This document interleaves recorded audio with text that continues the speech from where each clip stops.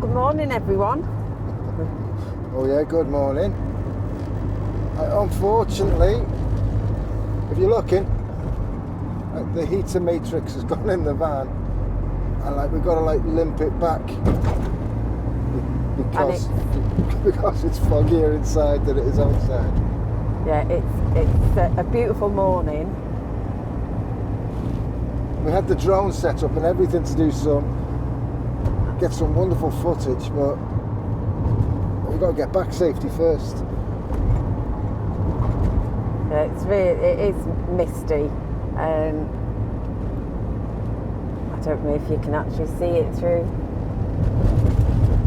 And every time we wipe the windows, it's all right for about 10-15 minutes, and then we're having to, well, not even that, is it really? No. So basically what happens is, with your heater matrix, there's a little bit of mechanics for you.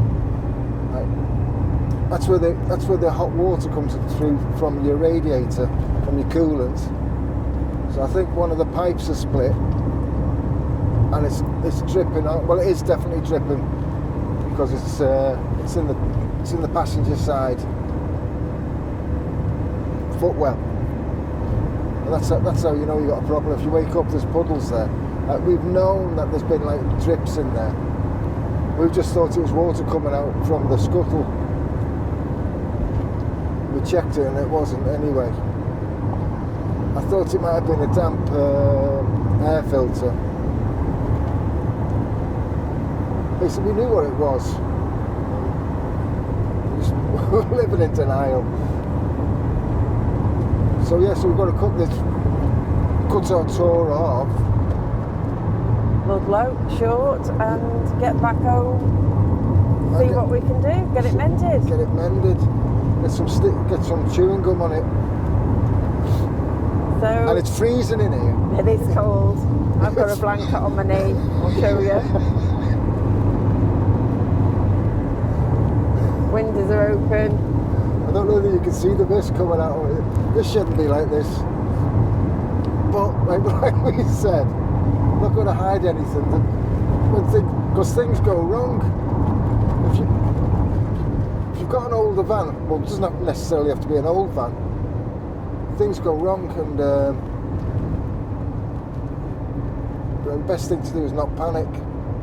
Yeah, and just get as close to home as we possibly can. Yeah, and if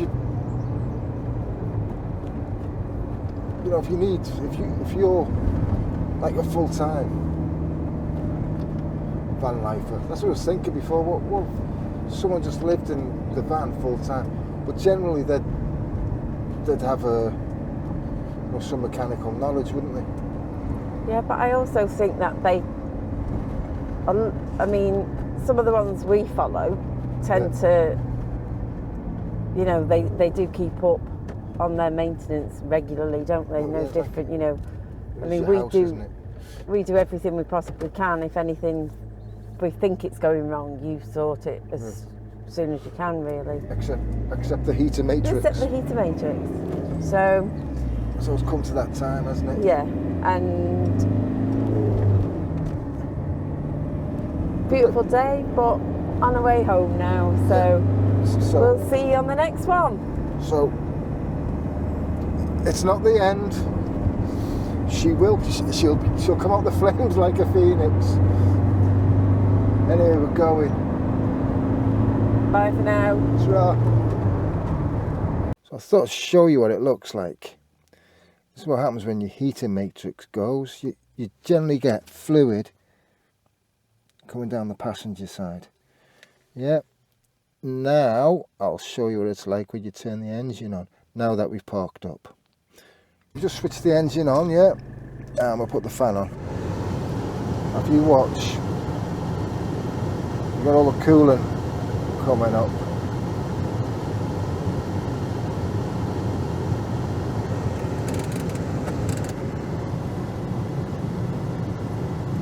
And there's a really strong odour.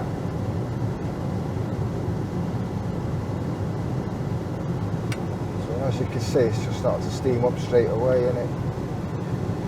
Basically, you can't drive like that, so what we did, turn the engine off. Right, I'll turn that around. Yeah, so you can't drive like that. So what we did, we like just disconnected the fan, had it set to as cold as possible, just switched it all off. Basically drove on with the windows open. And it kept the windscreen clear. And it's a bit of a task to replace the matrix actually. You've got to pull all the dashboard off, which I can do, but I'd rather not. Right, so there you go.